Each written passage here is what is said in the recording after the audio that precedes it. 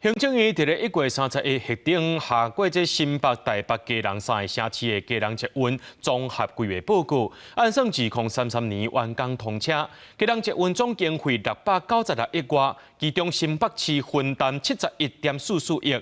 不过这趁钱了钱，自产持有的部分地方是也未有共识。还有其表示会拍拼沟通，量早甲这基隆捷运起来。那基隆市长谢国良伊是甲中央发声，讲基隆的财政有较暗，无应该呢，也无希望由这个基隆来负担亏损的部分。行政院31正式核定基隆捷运综合规划报告，一定2033年完工通车。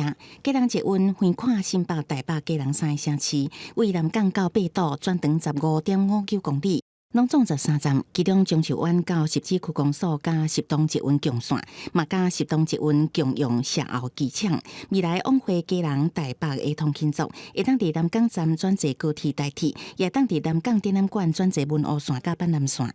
能够让地方的建设往前迈进，持续的推动，而且中央能够核定，我想这都是我们所乐见的。所以不分哪一个县市，我们都乐见这样的进展。蒋万安也希望向中央争取更加侪经费，减轻政府的财政负担。基隆捷运总经费696.89亿，中央负担519.98亿，台北市分担57.54亿，基隆市政府47.92亿，新北市政府是分担71.44亿上济。不过是趁钱也是了钱，这个款式也甲资产持有地方也无达成共识。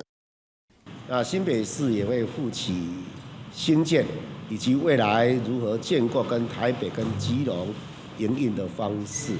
当然，这当中涉及到中央跟地方的权责分配，我们大家一起努力，做好沟通协调，大家一起合作。捷运的营运盈亏我个人是不主张由基隆来负担这样子的亏损。我们负担建设已经喘吁吁了那营运的部分，希望中央跟新北老大哥多帮忙。不过，行政院通过的基隆捷运路线，敢若八堵车站并不延伸到基隆市区，学者认为无法度服务7成基隆人的基隆捷运，应该思考效益。没有进基隆，但我们花了这么多钱，这样值得吗？那未来营运的亏损的部分，那这个更是长期的一个负担。那谁要去负担这件事情？我觉得这些事情其实都没有进到一个社会沟通，那就来决定这件事情。学者提醒，无论是基隆捷运还是中捷绿线，拢对代替当地平行路廊造成竞争关系。政府应该谨慎通盘评估需求性，整体规划轨道建设。记者综合报道。